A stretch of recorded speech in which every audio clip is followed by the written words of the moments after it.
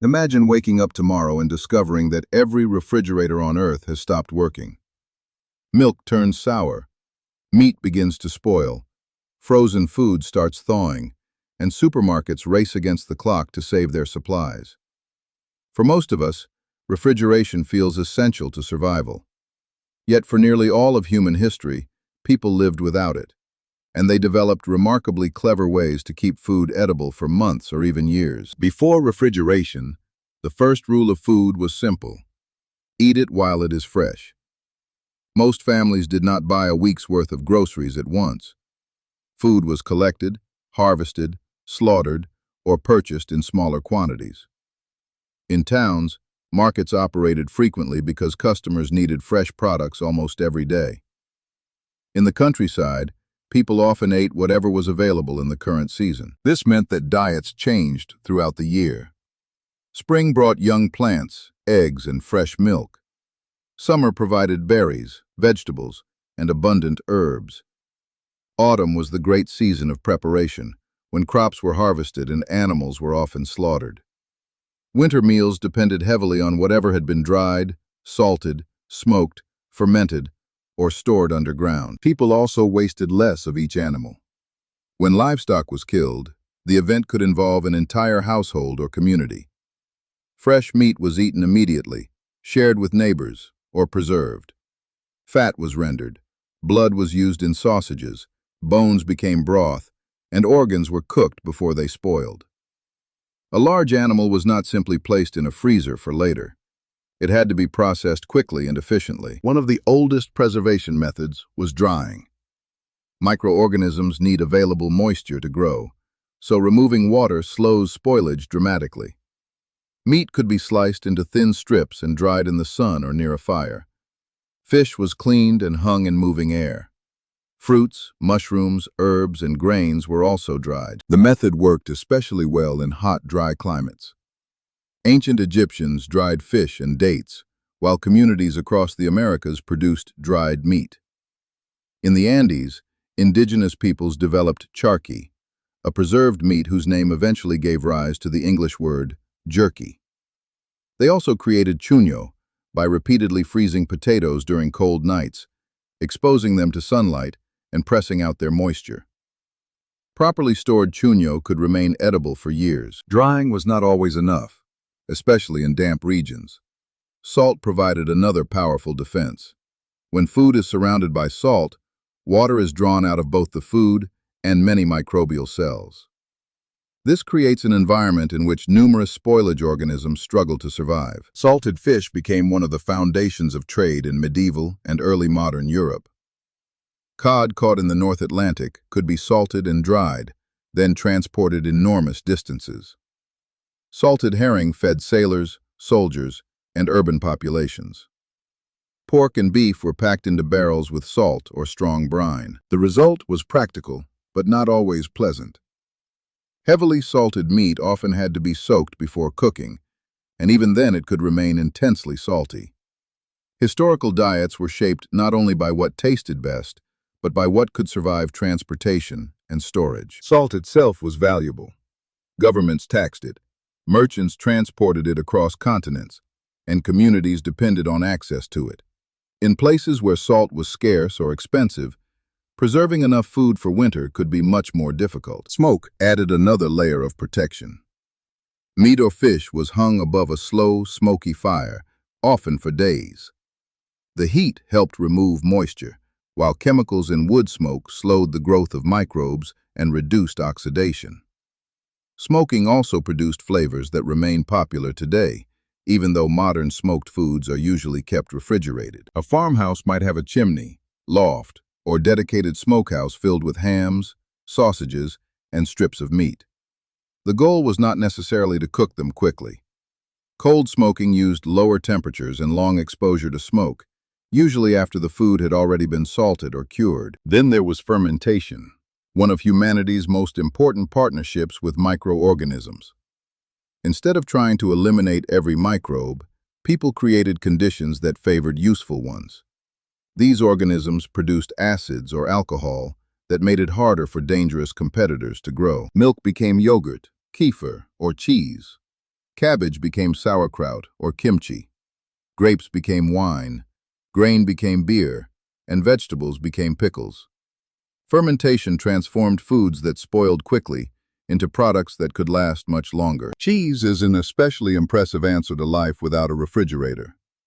Fresh milk may spoil rapidly, but cheese removes much of its water and often adds salt, acidity, and protective microbial cultures. A hard, aged cheese can survive far longer than the milk from which it was made. In effect, cheese allowed people to store the nutrition of milk in a smaller, more durable form. Butter could also be clarified by heating it and removing water and milk solids. The resulting product, known as ghee in South Asia, lasts much longer than ordinary butter when stored properly. Again, the basic strategy was to remove the parts that spoil most easily. People also used sugar as a preservative. Just like salt, a high concentration of sugar reduces the water available to microorganisms. Fruit could be cooked into jams, jellies, and preserves. Honey naturally keeps well because it contains little available water and is acidic. Archaeologists have even found ancient honey that remained recognizable after thousands of years, although that does not mean every old jar should be eaten. Another method was to block air.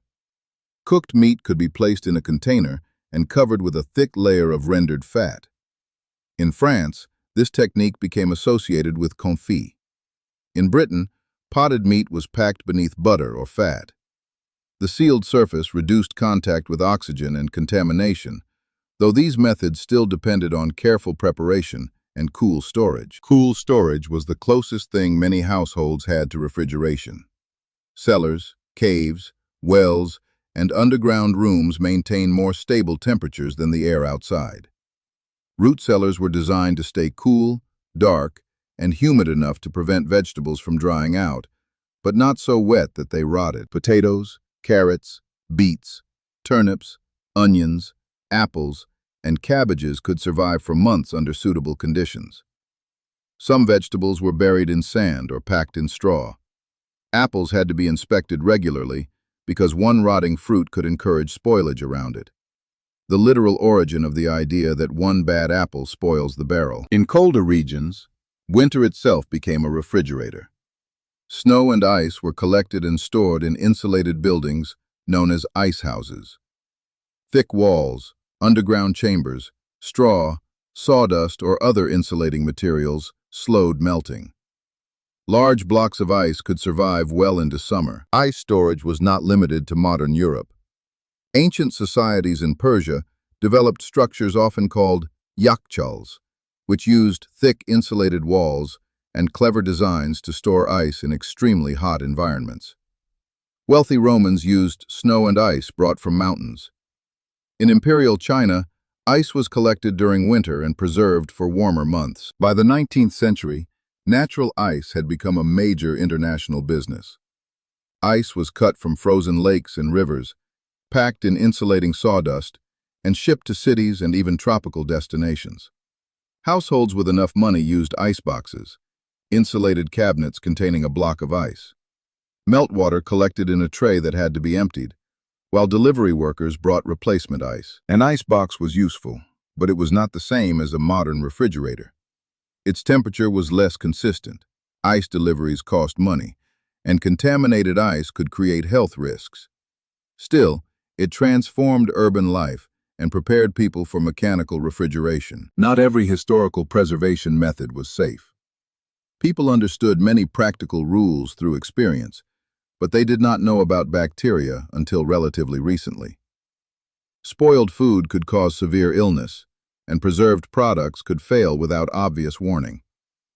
Meat might rot inside a barrel. Milk could transmit disease. Poorly prepared sausages were particularly dangerous. The word botulism comes from the Latin word for sausage. Food fraud was another problem. Sellers sometimes disguised spoiled meat with spices, mixed milk with water, or used unsafe chemicals to improve color and appearance. The past was not a world of perfectly natural, healthy food.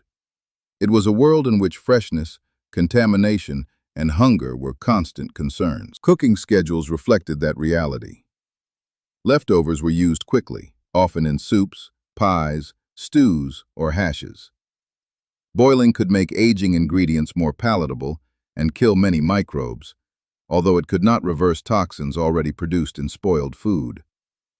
Families learned to judge food through smell, appearance, texture, and local knowledge, but those tests were never completely reliable. The arrival of mechanical refrigeration changed far more than household kitchens. Refrigerated ships and railway cars allowed meat, dairy products, fruit, and fish to cross continents and oceans. Cities became less dependent on nearby farms. Seasonal foods became available for longer periods. Supermarkets could maintain enormous inventories, and households could shop less frequently. Refrigeration also changed what people considered normal.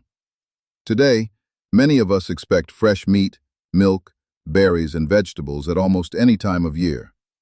For our ancestors, that variety would have seemed extraordinary. Their diets were shaped by climate, harvests, preservation skills, and the distance food could travel before it spoiled. Yet the old methods never disappeared. Bread, cheese, yogurt, dried pasta, pickles, smoked fish, cured ham, jam, canned vegetables, and fermented sauces are all descendants of the age before refrigerators.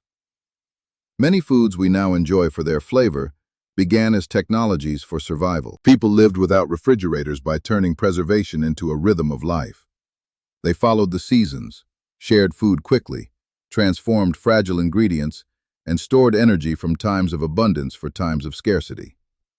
Their methods required knowledge, labor, planning, and often an entire community. The refrigerator made food safer, more convenient, and more diverse. But it also hides an astonishing fact every time we open its door. Civilization survived for thousands of years not because food stayed fresh, but because humans became masters at changing it before it spoiled.